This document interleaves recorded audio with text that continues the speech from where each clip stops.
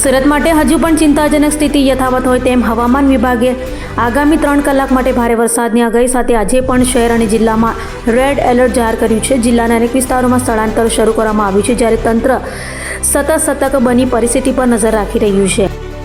સુરત જિલ્લામાં છેલ્લા 24 કલાક દરમિયાન સૌથી વધુ વરસાદ અંબિકા તાલુકામાં નોંધાયો છે, જ્યાં આશરે 24 ઇંચ વરસાદ વરસ્યો છે. માંગરોળ, કીમ અને ઓલપાડ વિસ્તારમાં નીચાણવાળા વિસ્તારોના લોકોને સુરક્ષિત સ્તરે ખસેડવાની કામગીરી યુદ્ધના ધોરણે ચાલી રહી છે. કીમ નદી ભયજનક સપાટીએ પહોંચતા આસપાસના ગામોને ખાલી કરાવવાની કાર્યવાહી હાથ ધરવામાં આવી છે. ઓલપાડ તાલુકામાં બચાવ અને રાહત કામગીરી માટે એસડીઆરએફની વિશેષ ટીમ તૈનાત કરવામાં આવી છે. બીજી તરફ તાપી નદી અને ઉકાઈ ડેમની જળ સપાટી પર જિલ્લા તંત્ર સતત નજર રાખી રહ્યું છે. પરિસ્થિતિની સમીક્ષા કરતા સુરત જિલ્લા કલેક્ટર તેજસ પરમારે લોકોને બિનજરૂરી બહાર ન નીકળવા અને તંત્રની સૂચનાઓનું પાલન કરવાની અપીલ કરી છે. સુરત શહેરમાં આપણે જાણીએ છીએ તેમ સુરત જિલ્લામાં 31 અને 1 તારીખ એમ બંને દિવસ રેડ એલર્ટ આપવામાં આવ્યું હતું, જેના અનુસંધાને ગઈકાલે સવારે 6 વાગ્યાથી લઈને આજે સવારે 6 વાગ્યા સુધી સુરત જિલ્લાના તમામ તાલુકાઓમાં નોંધપાત્ર વરસાદ થયો છે. એવરેજ જોઈએ તો આપણે 220 mm જેટલો વરસાદ તમામ તાલુકા અને શહેરમાં મળીને થયો છે, એટલે કે લગભગ 8 ઇંચથી વધારે એવરેજ વરસાદ તમામ તાલુકામાં નોંધાયો છે. સૌથી વધારે વરસાદ જે છે અંબિકા તાલુકામાં લગભગ 565 mm 24 કલાકમાં નોંધાયો છે. તે સિવાય અન્ય તાલુકાઓમાં પણ લગભગ સરેરાશ જોઈએ તો 5થી લઈને 15 ઇંચ સુધીનો વરસાદ જે છે અલગ અલગ જગ્યાએ નોંધાયો છે.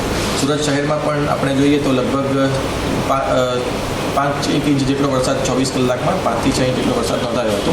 સવારે 6 વાગ્યાથી 10 વાગ્યાની સ્થિતિ જોઈએ તો સરેરાશ બહુ ઓછો વરસાદ આજે નોંધાયો છે, પરંતુ ફરીથી 10 વાગ્યા પછી અત્યારે નાઉકાસ્ટનું એક એલર્ટ આપવામાં આવ્યું છે અને આજે પણ આઇસોલેટેડ પ્લેસીસ ઉપર heavy two very heavy rainfall થવાની સંભાવના સુરત જિલ્લાના અલગ અલગ ભાગોમાં થઈ છે. પરિસ્થિતિની વાત કરીએ તો ઓવરઓલ સુરત શહેરની જે તમામ ખાડી છે અત્યારે તો ડેન્જર લેવલની નીચે ચાલી રહી છે. ગઈકાલે અમુક ખાડીમાં ડેન્જર લેવલ આવ્યું હતું.